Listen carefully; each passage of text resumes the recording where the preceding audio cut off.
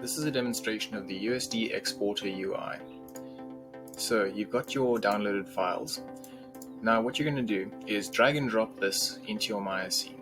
When you do that, it's going to add the file to your currently selected shelf. So first I'm going to create a new shelf. Then on my new shelf, I'm going to select this Python file, drag it out and just drop it on my Maya session. With that, we can see that it's added a button to the shelf. Then we can select all of the assets that we want to export and run our script. This has brought up a panel that contains each entry, as well as all of the settings we have available to us. Now these check marks are going to allow us to select which of these are going to be exported and which will not be. We can set all of them using these buttons, enable all and disable all. Or we can remove them entirely from our selection by selecting what we don't want, using the right-click menu and using remove. We can also use this to enable and disable on a selection basis. Then we have the refresh selection button, which will recalculate our selection, scrapping everything that's inside of our UI. We can also add to the selection, so if we were missing those, we can select a few things and add them in. Anything that was selected, which is already inside of the UI, will not be added a second time.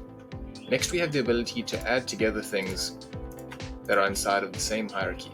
So I'm going to select a few things like this and add them to the selection. Now we can see that this and this are in a hierarchy that's underneath this item over here. So we can right-click on them and use Merge to Common Ancestor, which will check through the ancestry and find the common one and merge them there.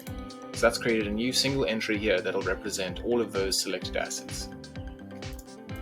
Since these are also there, we can merge them in as well.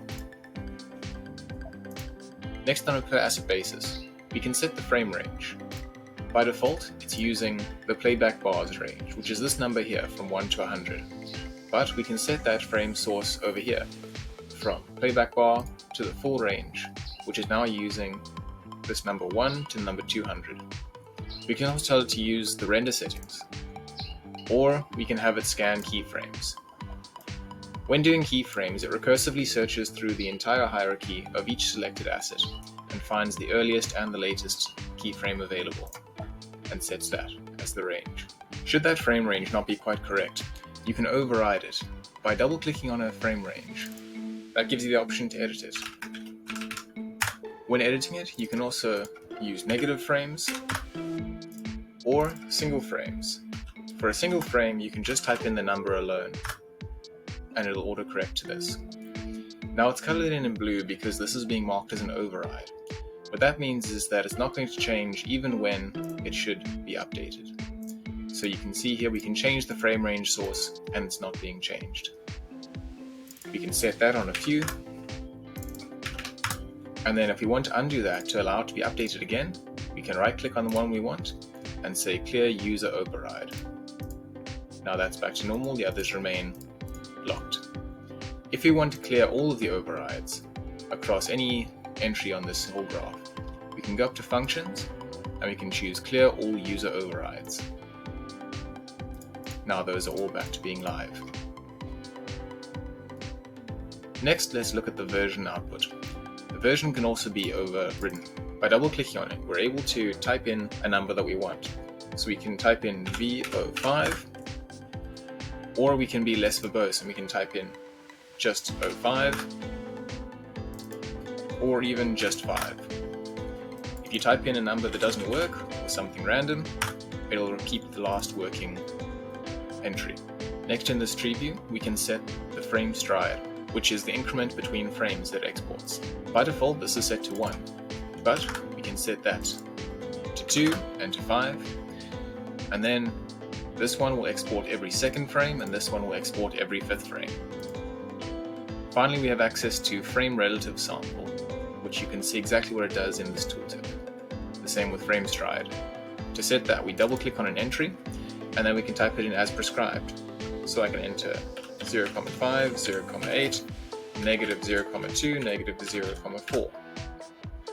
And then we'll see that when I hit enter, these get reordered from smallest to largest.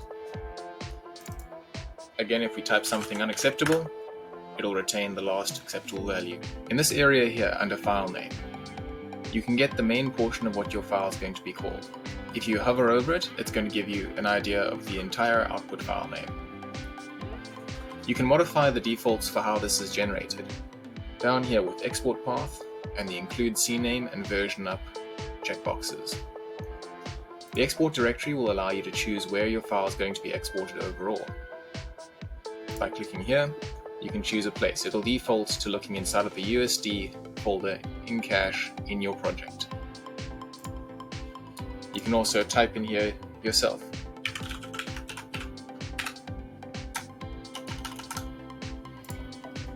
Then you can choose whether or not to include the scene name inside of your file name. And if you have existing versions of this export already, you can choose whether to version up or to retain the same version as the previously existing highest version, therefore resulting in an overwrite. Currently this is still set to version 1 because there hasn't been a prior export to this, but if there were, this would be set to version 2, and this turning off would set it back to version 1, or whatever the currently existing highest version is. Then we have one more selection function, which we can access by going up to functions, and we can scan for skinned mesh. This scene has a lot of skinned mesh because it has individual bird feathers. So what I'm going to do is select all of them, right click, and I'm going to merge them to their common ancestor, which is this G over here. Now I'm going to make a selection good for an export.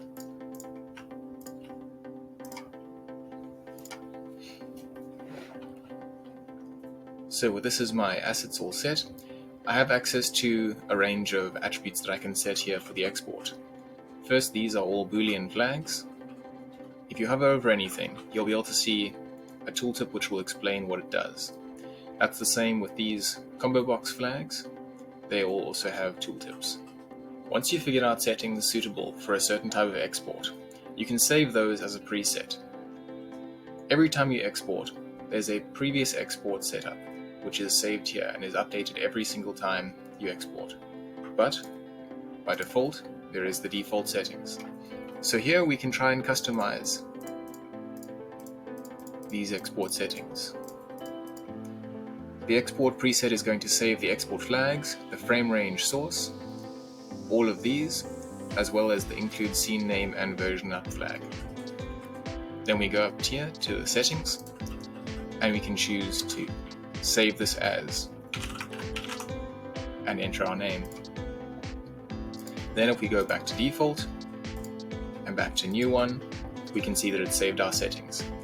These saved settings are going to persist between Maya sessions because they are saved into your project directory, which means that all files inside of that project will have access to the same presets. You can also copy and paste those preset files into new projects in order to access them across a wider project. So we can also choose here to rename new one,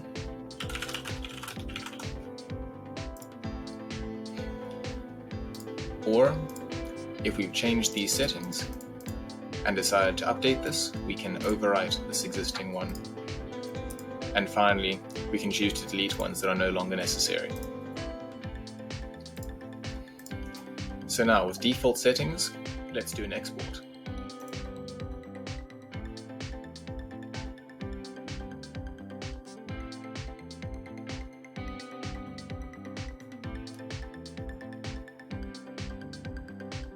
So that's given us our version 1. Now we can see that these have upgraded to version 2, ready to export another file.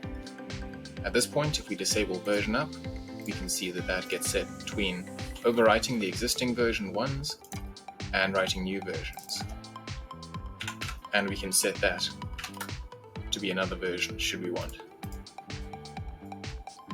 Next, let's set a frame relative sample and export again.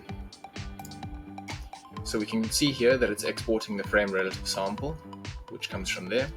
And we can keep track of the progress of the exports, both with this bar and by seeing which one of these entries is highlighted in the graph up here.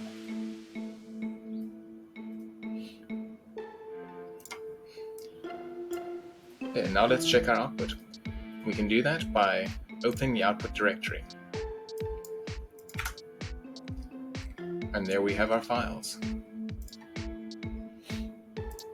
One final small feature is that this can be docked inside of Maya.